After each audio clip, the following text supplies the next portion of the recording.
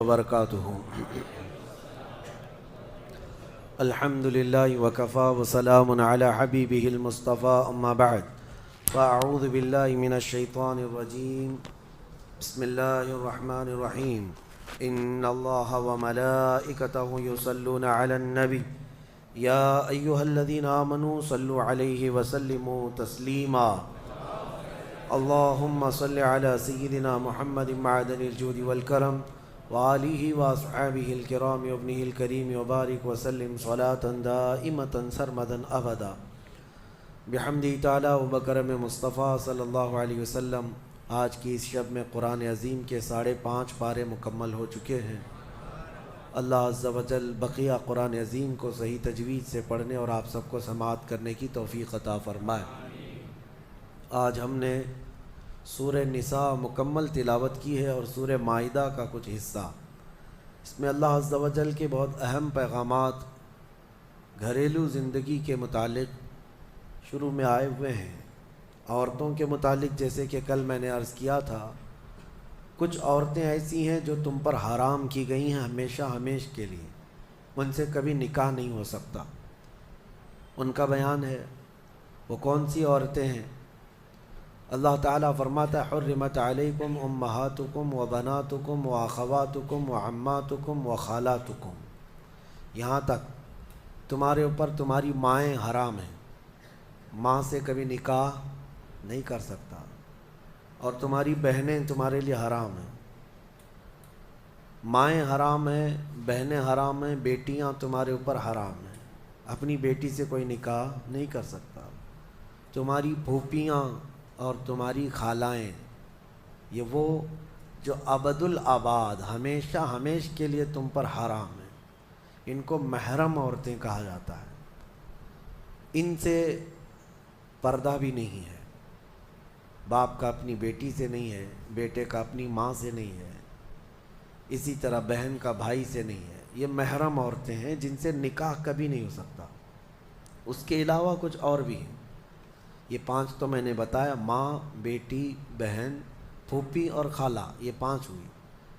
اب آگے رب تعالیٰ فرماتا وَأَخَوَاتُكُم مِّنَ الرَّضَاعَةِ، یعنی دودھ شریک بہن ہے، یعنی تمہارے ماں کا دودھ کوئی اور لڑکی پی ہے تو وہ تمہاری رضائی بہن ہو گئی، یا تم نے کسی خاتون کا دودھ پیا تھا اپنی ماں کے علاوہ، اپنی ماں کے علاوہ کسی اور کا دودھ پیے تھے، تو اس عورت کی جو بیٹی ہوگی وہ تمہاری رضائی بہن ہوگی، اس سے کبھی نکاح نہیں ہو سکتا۔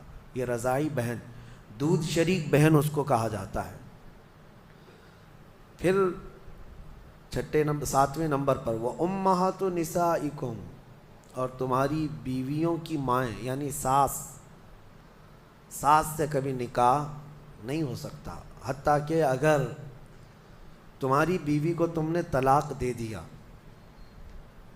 دیا ختم ہو گئی، یا پھر انتقال بھی ہو گیا بیوی کا، تب بھی اس بیوی کی ماں سے کبھی نکاح تمہارا جائز نہیں ہے، وہ ماں کے درجے میں ہو گئی، کیونکہ ماں اور بیٹی کو نکاح میں جمع کرنا جائز نہیں ہے۔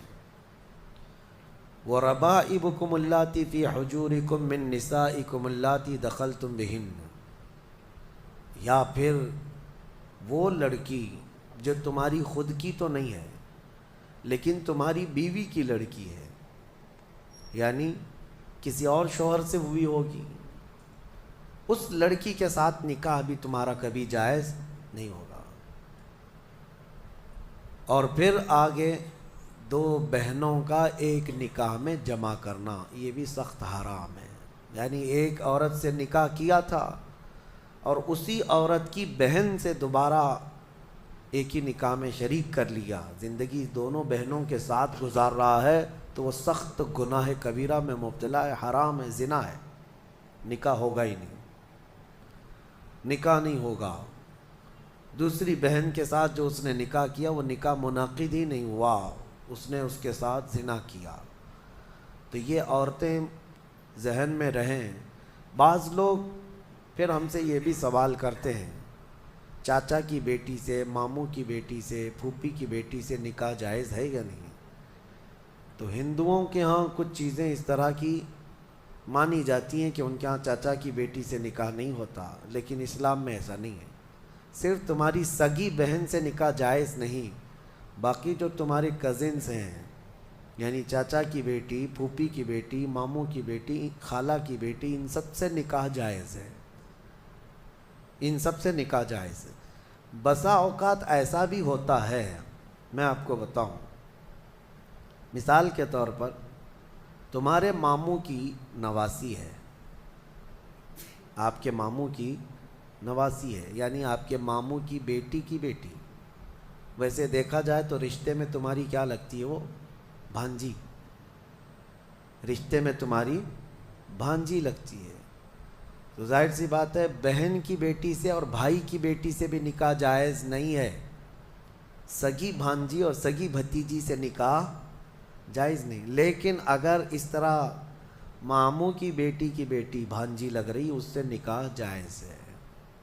اسی طرح پھوپھی کی نواسی یا پوتی ہے، اس سے بھی تمہارا نکاح جائز ہے، وہ سگی بھانجی یا سگی بھتیجی نہیں ہے۔ تو یہ احکام مسلمانوں کو یاد ہونا چاہیے کہ کون سی عورتیں تمہارے لیے حلال ہیں اور کون سی عورتیں تمہارے لیے حرام ہیں۔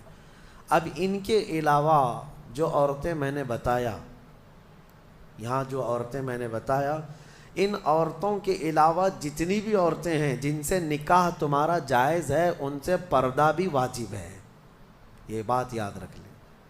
جس سے تمہارا نکاح ہو سکتا ہے اس سے تمہارا پردہ کرنا بھی واجب ہے، یہ ہمیشہ ذہن میں رہے۔ محرم عورتوں سے صرف پردہ نہیں ہے، باقی غیر محرم جتنی بھی عورتیں ہیں، تمہاری چاچا کی بیٹیاں، تمہاری پھوپھی کی بیٹیاں، تمہارے ماموں اور خالہ کی بیٹیاں، جن سے تمہارا نکاح جائز ہے، ان سے پردہ بھی ضروری ہے، پردہ ضروری ہے۔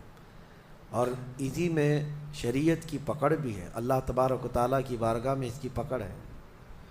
اب آگے آئیں، اللہ تبارک و تعالیٰ نے گھریلو احکام کے متعلق فرمایا الرجال قوامون علی النساء، مردوں کو ہم نے عورتوں پر حاکم بنایا ہے۔ حاکم کا مطلب یہ نہیں ہے کہ بیلچہ لے کر کے اس کو ہانکتا رہے، یا پھر حاکم کا مطلب یہ بھی نہیں ہے کہ رسی اور ڈنڈا لے کر کے اس کے پیچھے پڑا رہے۔ حاکم کا مطلب یہ ہے کہ مرد کو معاش کی تمام ذمہ داریاں دی گئی ہیں، گھر چلانا، گھر کا خرچہ لانا، یہ مرد کی ذمہ داری ہے، اور گھر گرہستی جو اندر کے معاملات سنبھالنا یہ عورت کے کام ہے۔ اگرچہ آج زمانے میں بدل گیا، کچھ مرد گھر میں بیٹھے ہیں اور عورتیں کام پہ ہیں، انہوں نے فطرت قانون کا بدل لیا ہے۔ اب یہاں پر کچھ لوگ یہ سوال بھی کرتے ہیں کیا عورت کا کمانے کے لیے نکلنا جائز ہے یا نہیں ہے؟ اس سلسلے میں آپ کو بتا دوں، عورت اگر شریعت کی پابندیاں کرتی ہے اور حدود شرع میں رہ کر کے کوئی جاب اس کو لگتی ہے یا کوئی کام کرتی ہے تو بالکل اس کے لیے جائز ہے، کوئی حرج نہیں۔ عورت کا کمانا اسلام میں کہیں پر بھی یہ نہیں کہا گیا کہ ناجائز ہے، جائز ہے، لیکن اس کے شریعت کے جو تقاضے ہیں اگر وہ پورا کر سکتی ہے تو دونوں کو ساتھ میں لے کر کے چلنا چاہے تو چل سکتی ہے۔ لیکن اللہ نے جو قرآن میں فرمایا مردوں کو عورتوں پر حاکم بنایا گیا، مردوں کو عورتوں پر حاکم بنایا گیا، اور اسی سے آپ کو یہ سمجھ میں آ جانا چاہیے کہ آپ کے لیے نان و نفقہ لانا، گھر بنانا، گھر کے اخراجات لانا یہ مردوں پر ہے۔ کچھ بیچارے بھکاری لوگ ہیں جو عورتوں کے اوپر اس قدر ظالم بن کر کے بیٹھے ہوتے ہیں کہ وہ سارا خرچہ سسرال سے ہی چاہتے ہیں کہ عورت کا جو مائکہ ہے یا اس کا مرد کا جو سسرال ہے وہیں سے وہ سب کچھ لانا چاہتے ہیں۔ اور ہمارے ہاں شادیوں میں بھی یہی رواج بہت زیادہ ہے، بہت سارے لوگ شادی اس لیے بھی کرتے ہیں کہ بہت زیادہ جہیز لائے گی عورت، بائک لائے گی، کار لائے گی، اسی لالچ میں شادی کرتے ہیں۔ میرے عزیزوں، مرد اللہ نے تمہیں بنایا ہے، تم اپنے ہاتھوں سے کماؤ اور عورت کو کھلاؤ، ایک صدقے کا ثواب ہے۔ اور نہیں کر سکتے تو جہیز کیوں مانگتے ہو؟ مسجد کے باہر کھٹوری لے کے بیٹھ جاؤ، روز آنے جانے والے کچھ نہ کچھ ڈالیں گے، وہ اور زیادہ بن جائے گا۔ بات سیدھی سی ہے، کچھ لوگ آفیشیل طریقے سے مانگتے ہیں، اور کچھ لوگ اندر میز کے اندر سے مانگتے ہیں. دونوں مانگنے والے ایک ہی ہیں, بھکاری ہیں. مردوں کو اللہ تبارک و تعالیٰ نے اس کا حکم نہیں فرمایا. عرب میں جا کر کے دیکھیں, شادی کرنے کے لیے جب ہم وہاں یہ کہتے ہیں کہ ہندوستان میں عورت جہیز لاتی ہے, عورت کا باپ کپڑے بھی دیتا ہے, پیسہ بھی دیتا ہے, تو وہ اچھل جاتے ہیں. کیا ایسا بھی ہوتا ہے؟ ہم کو لے چلو, ہمیں وہاں سے شادی کروا دو. اس کی وجہ یہ ہے کہ عرب میں آج بھی مہر بہت اونچا ہوتا ہے. صرف سعودی کا مہر 50,000 ریال عام عورتیں مانگتی ہیں. عام عورتیں 50,000 ریال کی بات کر رہا ہوں, تقریباً وہ 11-12 لاکھ روپے ہو جاتے ہیں. تو نارمل مہر جو ہے یہ رکھا جاتا ہے. پھر مرد کے اوپر یہ ضروری ہوتا ہے وہ اپنے باپ کے گھر میں نہ لے جائے شادی کر کے, خود کا گھر ہو تو شادی کر. یہ سارے وہاں پر ضروریات رکھے گئے. بہرحال ہمارے ہاں اگرچہ یہ دوسری قوموں سے رواج آ گیا ہے, لیکن آپ کو بدلنے کی ضرورت ہے. کم از کم آپ اپنا نیا گھر نہیں بنا سکتے, بہت کچھ نہیں کر سکتے, تو کم از کم ان گھر والوں سے, عورت والوں سے مانگنا تو بند کر دو. جتنا آپ کے پاس ہے اسی میں خوش رہو. اور اللہ کا وعدہ ہے قرآن میں کہ اگر تم فقیر بھی ہو تو اللہ اپنے فضل سے غنی بنا دے گا, غنی بنا دے گا. اب ایک اور آیت اس میں آئی ہے, اللہ تعالیٰ فرماتا ہے جب شوہر اور بیوی کے درمیان اختلاف ہو جائے, جھگڑے زیادہ ہو جائے, تو اللہ نے فرمایا ادھر سے ایک آدمی ادھر سے ایک آدمی آئے, فَبَعَثُوا حَكَمًا مِّنْ أَهْلِهِ وَحَكَمًا مِّنْ أَهْلِهَا إِنْ يُرِيدَا إِصْلَاحًا. اگر وہ لوگ اصلاح چاہتے ہیں تو دونوں کی طرف سے ایک ایک آئے اور بیٹھے. اللہ فرماتا يُوَفِّقِ اللَّهُ بَيْنَهُمَا, اللہ ان دونوں کے درمیان پھر سے اتفاق پیدا فرمائے گا. اصلاح کی نیت ہونی چاہیے, لیکن مشورہ میرا یہ ہے کہ دونوں طرف کی ساسوں کو نہ لایا جائے. ہاں, نہ لڑکی کی اماں کو لایا جائے نہ لڑکی کی اماں کو لایا جائے. فیصلے بگڑ جاتے ہیں, کیونکہ برسوں سے ہم نے بھی دیکھا ہے بہت سارے گھروں کو توڑنے میں ان لوگوں کا ہاتھ رہتا ہے. ہونا تو یہ چاہیے کہ ماں اپنی بیٹی کو ہمت دے کہ ساری مصیبتیں آتی رہتی ہیں, تکالیف آتی رہتی ہیں, تم آگے بڑھو. نہیں, بلکہ وہاں تو وہ اڑنگا ڈال کر کھڑی رہتی ہیں. کیسے تو برداشت کرتی ہے, چھوڑ کر کے آ جا, کب تک پالے گی. قرآن کا حکم یہ ہے کہ دونوں کی طرف سے ایک ایک ذمہ دار جائیں. اگر اصلاح کی نیت ہے تو اللہ دونوں کے درمیان اتفاق پیدا فرمائے گا, دونوں کے درمیان اتفاق ہوگا. اور آیتیں جو آئی ہیں اس میں آج کے اس پارے میں ہم نے جو تلاوت کی, ایک آیت ہے اللہ تعالیٰ فرماتا ہے اینما تکونوا یدرککم الموت ولو کنتم فی بروج مشیدہ. تم جہاں کہیں پر بھی جاؤ موت تمہیں آ کر پکڑے گی. بروج مشیدہ کا مطلب ہوتا ہے بہت ہی پکے محل میں بھی اگر تم بیٹھ جاؤ, بہت مضبوط محل میں تم بیٹھ جاؤ, موت آنا ہے وہاں پر بھی آئے گی. ہم نے دیکھا ہے بڑے بڑے محلات میں رہنے والے بھی, اور جنہوں نے آسمان چھوتی ہوئی عمارتیں بنائی وہ بھی موت کے ہتھے چڑھی گئے. موت تو آنا ہے. آج ہمارا حال یہ ہوتا ہے کہ دنیا میں اس قدر مصروف ہو جاتے ہیں کہ موت کو بھول جاتے ہیں. تمہیں پتہ بھی ہے کہ اچانک آنے والی یہ موت بالکل مہلت نہیں دیتی, بالکل مہلت نہیں دیتی. آپ اگر آس پاس میں اپنی نظریں ڈالیں تو آپ کے دوستوں میں کئی جا چکے ہوں گے, جن کی عمر زیادہ نہیں تھی وہ جا چکے. موت کے لیے عمر کوئی متعین نہیں ہے کہ بڑھاپے میں آئے گی یا بیماری سے آئے گی. اچھے لوگوں کو بھی موت آ جاتی ہے, چلتے پھرتے لوگوں کا جنازہ آ جاتا ہے. کسی کے لیے بھی کوئی وقت معین نہیں. اور قرآن میں اللہ تعالیٰ یہ فرماتا ہے اگر بندہ موت سے بھاگنے کے لیے, جس کو کہتے ہیں پریکاشن لینا, کہیں جا کر کے محفوظ مقام پر چھپنے کی کوشش کرتا ہے, وہ آئے گی موت. بزرگوں نے ایک حکایت لکھی ہے کہ ایک بادشاہ کو نجومیوں نے بتایا تھا کہ فلاں دن تمہاری موت آنے والی ہے. نجومی ستاروں کا علم جاننے والے اٹکل پچھو سے کچھ نہ کچھ تو بتا دیتے تھے. تو اس بادشاہ کو نجومیوں نے جب دن بتایا، اس دن اس نے کیا کیا، ایک ایسا حجرہ، ایک کمرہ بنایا جس میں کوئی چیز آ ہی نہیں سکتی، کوئی چیز نہیں، صرف اس نے ایک سوراخ رکھا ہوا کے لیے، اور اس میں سے مچھر بھی نہ آ سکے، مکھی بھی نہ آ سکے۔ اس حجرے کے اندر وہ چلا گیا، وہ پورا دن اس کو تھا کہ میں موت کو چکما دے دوں گا، اور نجومیوں نے یہ بتایا تھا کہ بچھو کے ڈنک مارنے سے تمہاری موت آئے گی۔ اس نے کہا بس مجھے بچھو سے بچنا ہے، بچھو نہ آنے پائے ایسا میں پورا انتظام کر لوں گا۔ اس نے پورا ایک راؤنڈ شیپ کا کمرہ بنایا اور اس میں اندر بند ہو گیا، لیکن اس کی ایک کمزوری یہ تھی کہ اس کا گھوڑا تھا، بہت بے حد اس کو عزیز تھا، وہ گھوڑے کو چھوڑ کر کبھی رہتا نہیں تھا۔ اس نے کہا مجھے اور میرے گھوڑے کو بند کر دو، آج موت کا دن ہے، اگر آج کے دن میں نے موت کو چکما دے دیا تو پھر ہمیشہ کی زندگی ہے، ٹائم اگر ٹل گیا تو پھر موت نہیں آئے گی۔ تو وہ اس نیت سے وہ روم کے اندر بند ہو گیا، اور لوگوں سے کہا کہ کوئی مجھے نہ دروازہ کھولے اور نہ کسی کے لیے دروازہ کھولے، پورا دن گزرنے دو۔ دن گزرتا رہا، شام کا وقت قریب آیا، اس کے ساتھ تھا اس کا گھوڑا اور وہ کوئی نہیں۔ اتفاق دیکھیں، اللہ رب العزت کی طرف سے جو سبب بننا ہے وہ بنے گا۔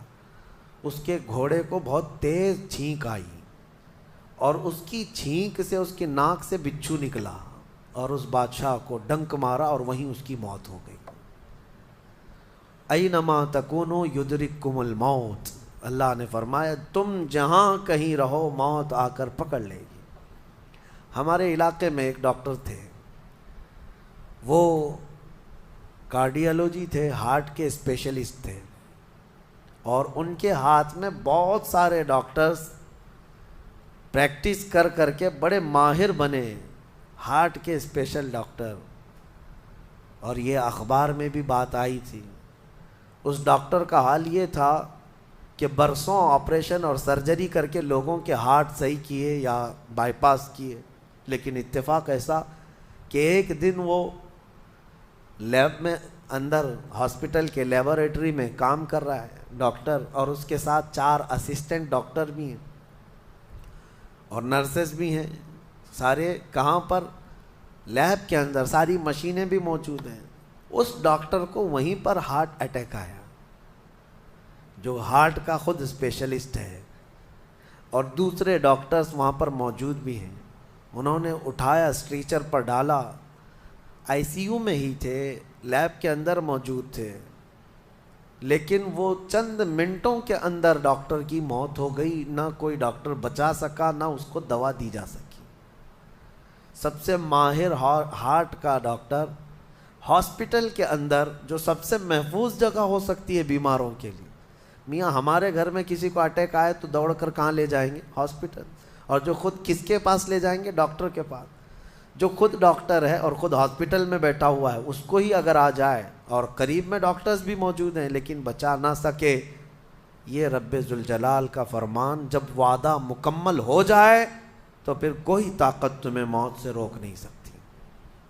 آپ کو پتہ ہے ایک بہت بڑا شخص ہے دنیا کا جو کئی حکومتیں بدل دیا کرتا تھا، جس کا نام غالباً لیکن ہے، سیمسنگ کمپنی کا، جس سے کوئی تعلق ہوگا آپ سرچ کریں تو پتہ چلے، کوریا کا رہنے والا، اور اس کی وجہ سے حکومتیں بدل دی جاتی تھیں۔ اس قدر مالدار آدمی، اس کی مرضی کے بغیر تو کوئی حکومت نہیں قائم ہوتی تھی۔ اتفاق ایسا ہی غالباً 2012 یا 11 کے آس پاس کی بات ہے، جہاں تک میرے علم میں چیز آئی، ایسی ایک بیماری میں مبتلا ہو گیا کہ کوما میں چلا گیا، اور اس کا بیٹا تھا ارب پتی، نہیں بلکہ اس سے بھی زیادہ، کئی ہزار کروڑ کا مالک۔ پوری دنیا بھر کے ڈاکٹرز کو بلایا گیا اس کو بستر سے اٹھانے کے لیے، لیکن کوئی ڈاکٹر نہیں اٹھا سکا۔ کروڑوں کی فیس لی ڈاکٹرز نے، ہر طرح کا علاج کیا، 4 سال تک وہ بستر پر لگا رہا، اس پر نہ جانے کتنی دولت خرچ ہوئی۔ اخیر میں ڈاکٹروں نے کہا، اربوں روپیے اس کے بستر سے اٹھانے کے لیے جنہوں نے خرچ کیا تھا، بیٹے نے خرچ کیا تھا، ڈاکٹروں نے آخر میں ہاتھ اٹھا کر کہا اب تیرے باپ کو کوئی نہیں کھڑا کر سکتا، اس کی موت آ چکی ہے، موت ہو گئی۔ میں یہ کہنا چاہتا ہوں اللہ نے فرمایا تم مضبوط سے مضبوط محل کے اندر کیوں نہ ہو، موت آئے گی۔ مجھے بتاؤ جس کے پاس دنیا کا اتنا مال پڑا ہوا ہو وہ کیوں نہیں خرید سکا کوئی ایسی دوا جو اس کو بستر سے کھڑا کر سکے؟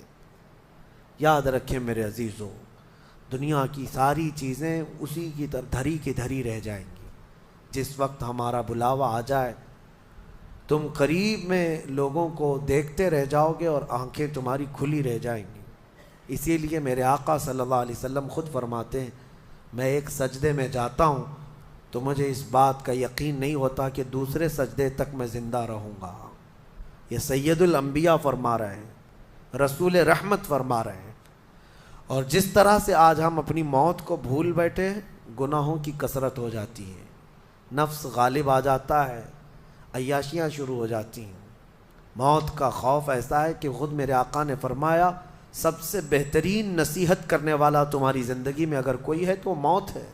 لوگوں کے جنازے دیکھو اور ان کی بے بسی دیکھو، ان کی مجبوری دیکھو، اور اس کے بعد تم بھی محسوس کرو کہ تمہارے ساتھ بھی یہی کیفیت ہوگی۔ وہ چھوٹی سی قبر، وہ چھوٹی سی ایک ایسی قبر جس میں نہ چٹائی، نہ تکیا، نہ اوڑھنا، نہ بچھونا، اور ہاتھ چوڑے کرو تو قبر کی دیواریں لگنے لگ جائے، ہاتھ اٹھاؤ تو اوپر کی تختیاں لگنے لگ جائیں۔ ممبئی والوں کو تو اور بھی چھوٹی قبر ملتی ہے، یہاں تو اتنی چھوٹی ہے کہ ٹیمپرری کھودی جاتی ہے کہ 6 مہینے بعد پھر نکال دینا ہے۔ میرے عزیزوں، اس ایک چھوٹی سی قبر کے اندر تمہیں برسوں بتانا ہے، برسوں بتانا ہے، اس جسم کے ساتھ وہیں سونا ہے۔ کبھی میں سوچتا ہوں ہماری آنکھیں اگر بند ہو جائیں اور ہمیں پتہ چلے کہ باہر فلاں فلاں چیزیں ہو رہی ہیں اور ہم کھولنا چاہیں نہیں کھلتی تو بے چینی ہونے لگ جاتی ہے، گھبراہٹ سی ہونے لگتی ہے۔ قبر میں یہی حال ہوگا کہ تمہارے اطراف ہونے والے سارے معاملات تمہیں پتہ ہوں گے، حتیٰ کہ حضور فرماتے ہیں قبرستان میں چلنے والے کے پیروں کی آواز تک تم سنو گے۔ مردہ سنتا ہے، سلام تو دور کی بات ہے، پیروں کے چلنے کی آواز بھی سنتا ہے، اور جب سنتا ہے سارے معاملات لیکن آ نہیں سکتا باہر، کسی کو کچھ کہہ نہیں سکتا، بول نہیں سکتا۔ کیسی بے چینی ہوگی، وہ کیسی گھبراہٹ ہوگی۔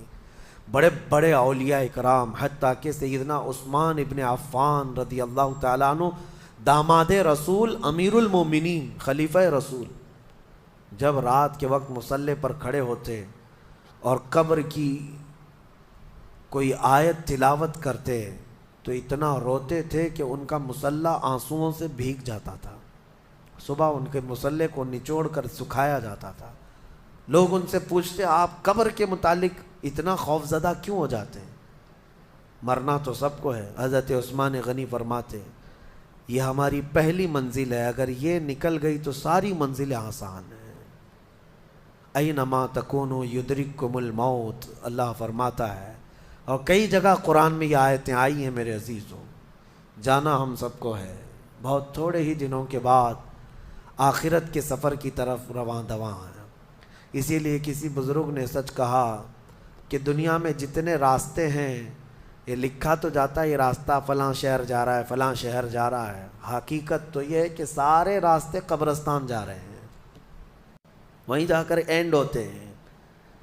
ممبئی سے پونا جا رہا ہے راستہ، پونا سے بنگلور جا رہا ہے راستہ، بورڈ تو لکھے ہوئے ہیں، لیکن اہل تصوف یہ کہتے ہیں یہ تمہاری خام خیالی ہے، لیکن جس راستے پر بھی چلو گے اخیر وہ راستہ تمہیں قبرستان ہی پہنچائے گا، تمہاری زندگی وہیں جا کر اینڈ ہونے ہے۔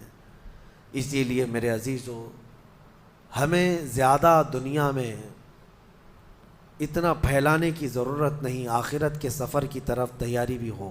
میں یہ نہیں کہتا کہ کمانا نہیں چاہیے، کمائیں، گھر بنائیں، رزق کا حصول، معاش کا حصول سب کے لیے ضروری ہے، لیکن ساتھ میں یہ فکر غالب رہے ہمارے ذہن میں کہ مجھے سب چھوڑ کر جانا ضروری ہے۔ جب تک تمہارے ذہن میں یہ بات آتی رہے گی میرا آخرت کا سفر باقی ہے، تو ہوگا یہ کہ تم دنیا تو کماتے رہو گے لیکن اپنے مولا سے غافل کبھی نہیں ہوگے، غافل کبھی نہیں۔ میں وہ زندگی کی بات کر رہا ہوں، آپ جاؤ فیکٹری میں جاؤ، کسی کمپنی میں جاؤ، کسی بزنس میں جاؤ، کسی جاب میں جاؤ، آپ کی دنیا ہے، آپ گھر بناؤ، لیکن ذہن میں اتنی بات رہے کہ میرا مولا مجھے ایک نہ ایک دن بلانے والا ہے۔ جب یہ فکر رہے گی تو آپ کی نمازیں بھی غائب نہیں ہوں گی، آپ کی آخرت کی یاد۔ اسی لیے میرے آقا نے فرمایا قبرستان جایا کرو۔ بعض لوگ یہ کہتے ہیں نا قبروں پر جانا شرک یا بدعت، خود میرے آقا صلی اللہ علیہ وسلم نے فرمایا فزورو، قبروں کی زیارت کرو۔ کیوں؟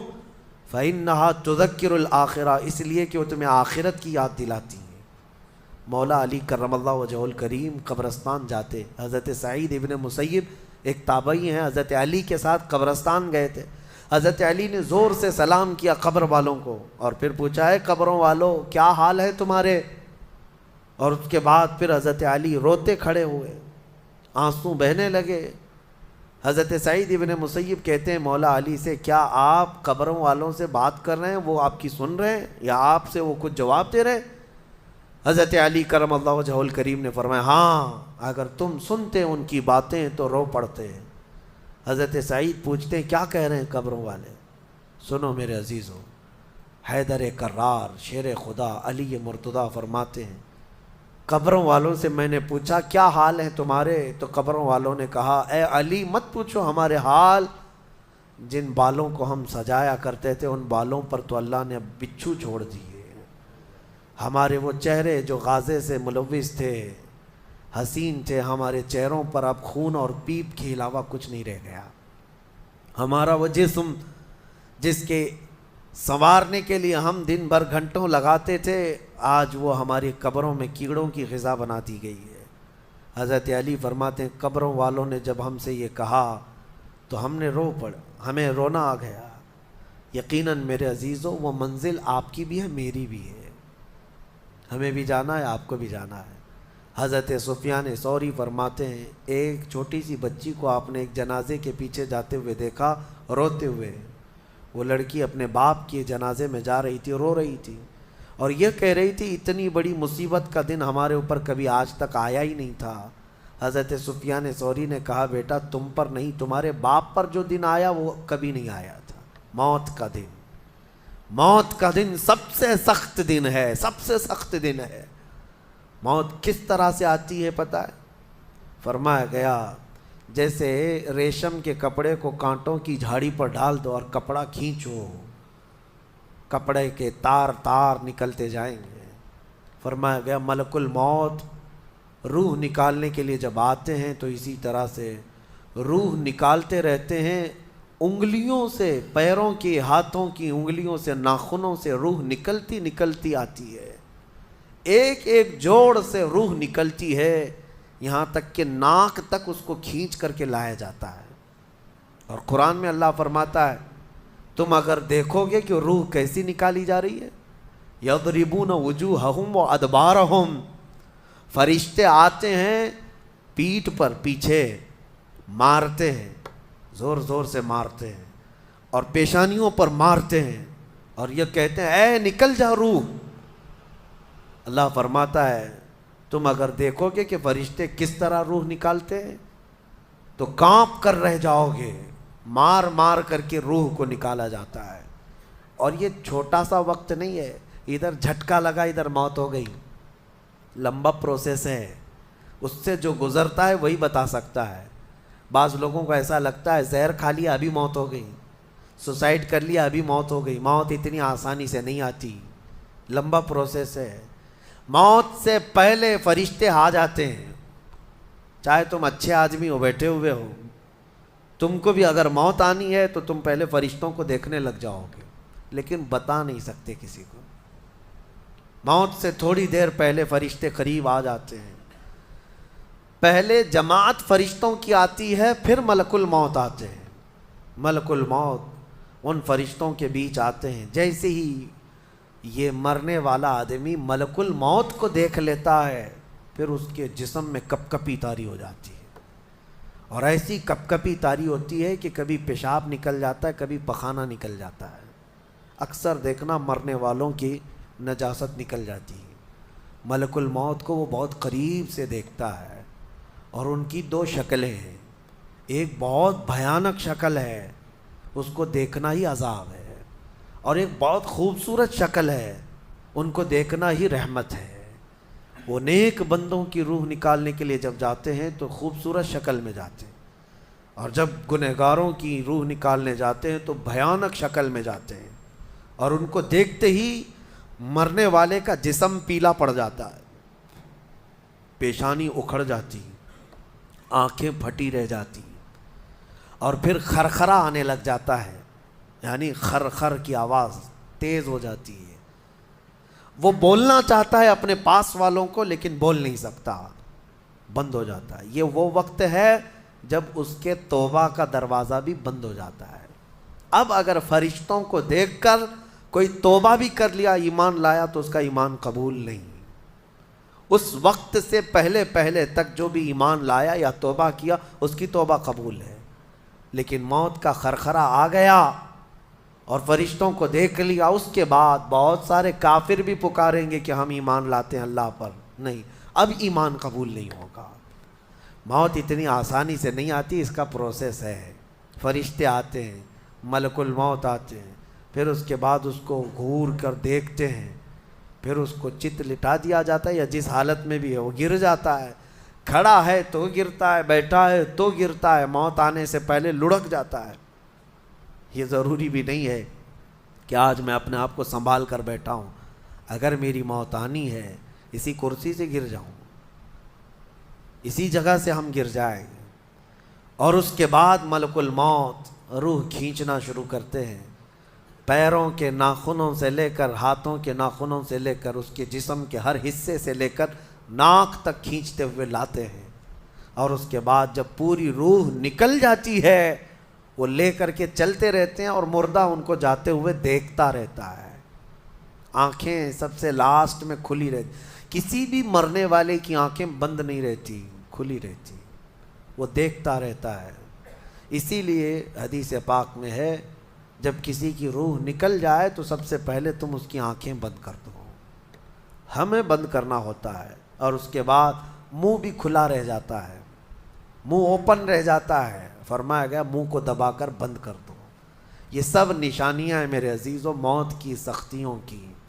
آپ کو پتہ ہے جب رسول کریم صلی اللہ تعالیٰ علیہ وسلم کی وفات آئی، اللہ اکبر، نزع کا عالم اتنا سخت تھا کہ بار بار حضور اکرم صلی اللہ علیہ وسلم کو پورے پانی کے مٹکے انڈیل دیے جا رہے تھے، 3 مٹکے حضور پر انڈیل دیے گئے موت سے پہلے، اور حضور اس کے بعد تھوڑا آرام محسوس کرتے اور پھر شدت کا بخار، اور وہ آخری وقت تھا جب حضرت فاطمہ آپ کے پاس آئی تھی، حضور نے ان کے کان میں بتا دیا، وہ رونے لگ گئی۔ کیا کہا تھا؟ حضرت فاطمہ کہتی ہیں حضور نے فرمایا اے فاطمہ اب میں جا رہا ہوں، میرا آخری وقت ہے۔ پھر ایک دوسرے کان میں ان سے کہا میرے خاندان میں سے سب سے پہلے تم مجھ سے ملنے والی۔ آج یوم فاطمہ بھی ہے، سیدہ کائنات کا آج یوم وصال ہے، 4 رمضان المبارک۔ تو رسول کریم صلی اللہ تعالیٰ علیہ وسلم حضرت عائشہ صدیقہ کے سینے سے سر لگا کر لیٹے ہوئے تھے۔ حضرت عائشہ فرماتی ہیں سنو، مجھے پتہ ہی نہیں تھا، حضور حضرت عائشہ سے زیادہ محبت کرتے تھے، اسی لیے آخر وقت میں حضرت عائشہ کے ہی حجرے میں رہنے لگے، باقی دوسری بیویوں کے یہاں نہیں جاتے۔ حضرت عائشہ کہتی میں حضور اکرم صلی اللہ تعالیٰ علیہ وسلم کو کبھی مسواک دے رہی، کبھی پانی کے چھڑکاؤ کر رہی۔ تھوڑی دیر کے بعد حضور اکرم صلی اللہ تعالیٰ علیہ وسلم لیٹے لیٹے اسی طرح رہ گئے۔ حضرت عائشہ کہتی ہے میرے سینے پر حضور کا سر تھا، وہ اتنا بھاری ہو گیا مجھے لگتا تھا کہ میری پسلیاں ٹوٹ جائیں گی۔ یہ حضرت عائشہ کہتی ہیں مجھے ایسا لگتا تھا کہ میری پسلیاں ٹوٹ جائیں گی۔ ہوا کیا تھا؟ حضرت عائشہ فرماتی ہیں دروازے پر جبرائیل امین آئے، روح نکلنے سے پہلے کی بات ہے۔ حضرت عائشہ فرماتی ہیں حضور کے پاس جبرائیل آخری بار آئے، وہ غمگین حالت میں آئے، یا جس حالت میں ہو۔ حضرت رسول کریم صلی اللہ علیہ وسلم سے عرض کرنے لگے یا رسول اللہ دروازے پر موت کا فرشتہ کھڑا ہے، آپ کی اجازت چاہتا ہے، اگر آپ اجازت دے دیں تو آئے گا اور آپ کی روح پاک کو اللہ کے حضور لے جائے گا۔ اور یا رسول اللہ آج سے پہلے اس فرشتے نے کسی سے اجازت نہیں لی اور قیامت تک کسی کی روح نکالنے کے لیے وہ اجازت لے گا بھی نہیں. یہ صرف رسول پاک کی خصوصیت تھی. حضور نے فرمایا آنے دو. ملک الموت آئے اور جب حضور کی اجازت سے روح نکالی تو حضرت عائشہ کہتی ہیں اتنا بھاری ہو گیا تھا سر کہ مجھے لگتا تھا کہ میری پسلیاں ٹوٹ جائیں گی سینے کی. اور اس کے بعد حضرت عائشہ فرماتی ہیں میں نے حضور کے سر مبارک کو نیچے کی طرف کیا, مجھے پتہ بھی نہیں تھا کہ حضور کا انتقال ہوا. میں حضور اکرم صلی اللہ علیہ وسلم سے باتیں کرنے میں مصروف تھی. اسی میں حضرت ابوبکر صدیق حجرے میں آئے, پوچھا عائشہ کیا حال ہے حضور کا. حضور اکرم صلی اللہ علیہ وسلم کو دیکھا حضرت ابوبکر نے اور پیشانی مبارکہ پر ہاتھ رکھا تو وہ بہت ٹھنڈی تھی. ماتھے کو بوسہ دیا اور ایک آہ بھری اور ایک جملہ کہا تھا, یا رسول اللہ ایک بار موت آنی تھی وہ آپ پر آ گئی, اب موت کی سختی اللہ دوبارہ کبھی آپ کو نہیں عطا کرے گا. موت کی سختی کیونکہ حضور کو انہوں نے دیکھا تھا, کئی دنوں سے تکلیف تھی. 13 دن تک حضور پاک صلی اللہ علیہ وسلم کو تکلیف تھی, 13 دن تک. حضرت ابوبکر کہتے ہیں یا رسول اللہ اب موت کی سختی دوبارہ کبھی نہیں آئے گی, جو اللہ کا وعدہ تھا وہ پورا ہو گیا. پورا کھل کر کے رو بھی نہیں پا رہے تھے ابوبکر صدیق اور اپنے اندر دبا بھی نہیں پا رہے تھے.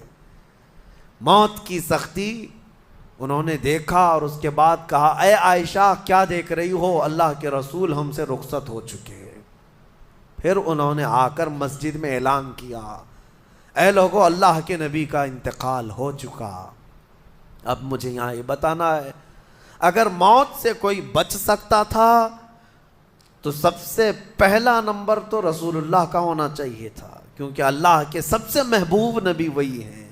جب رسول پاک صلی اللہ تعالیٰ علیہ وسلم کو بھی موت آئی تو میاں ہمارا اور تمہارا شمار نہیں, چاہے 100 سال زندگی مل جائے لیکن مرنا ضروری ہے. بہرحال یہ باتیں بڑی طویل ہو جائیں گی.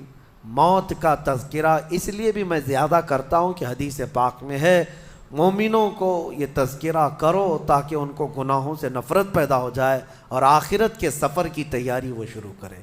اللہ کریم ہم سب کو دنیاوی خرافات سے محفوظ فرمائے, دنیا کی لذتوں سے اور یہ فانی خرافات میں مبتلا ہو کر آخرت بھولنے سے اللہ ہماری حفاظت فرمائے. مولا کریم جب ہماری موت آنے کو ہو تو ہماری زبانوں پر کلمہ طیبہ جاری فرما دے. رب ذوالجلال موت سے پہلے تیرے حبیب پاک کے چہرے کی زیارت نصیب فرما. اے کریم خدا کیا ہی بہتر ہوتا, میں گنہگار ہوں اور بڑے مرتبوں کی خواہش, تو کریم ہے خدایا تیری بندہ پروری ہے. کیا ہی بہتر ہوتا مولا کہ موت آئے تو رمضان کا مہینہ مل جائے, جمعۃ المبارکہ مل جائے. مولا تیرے وعدے کے مطابق ہم قبر کے عذابات اور سوالات سے محفوظ ہو جائیں. اے اللہ آج کی اس تفسیر پاک میں تیری جلال و جبروت اور تیری عزت کا وسیلہ لیتے عرض کرتا ہوں ہم میں سے جو رخصت ہو چکے ہیں, ہمارے آبا و اجداد, ہمارے باپ, ہماری مائیں, ہمارے رشتہ دار جو قبروں میں برسوں سے اب آرام کر رہے ہیں, اے اللہ تو اس رمضان کے صدقے ان کی مغفرت فرما دے. اے کریم خدا ہمارے گھروں میں عید آ جاتی ہے, رمضان کے آتے ہی دسترخوان بھر جاتے ہیں, ہمارے گھروں میں خوشیاں دوبالا ہو جاتی ہیں. ہمیں نہیں معلوم قبروں والوں کے ساتھ کیا ہوتا ہے, ہمیں پتہ نہیں قبرستان میں ان کے ساتھ کس طرح کی راتیں ہیں اور کس طرح کے دن ہیں. اے کریم خدا تجھے تیرے جلال و جبروت اور تیری عزت کی قسم, جو مومنین ہم سے رخصت ہوئے ہمارا کسی بھی طرح کا ان سے تعلق رہا ہو, مولا اس عید سے پہلے ان کو جنتی خان نعمت عطا فرما دے. اے اللہ ان سب کو بھی رمضان کی بہاریں عطا فرما. وصلی اللہ تعالی علی خیر خلق محمد وآلہ واصحابہ اجمعین وآخر دعوانا ان الحمد للہ رب العالمین. السلام علیکم.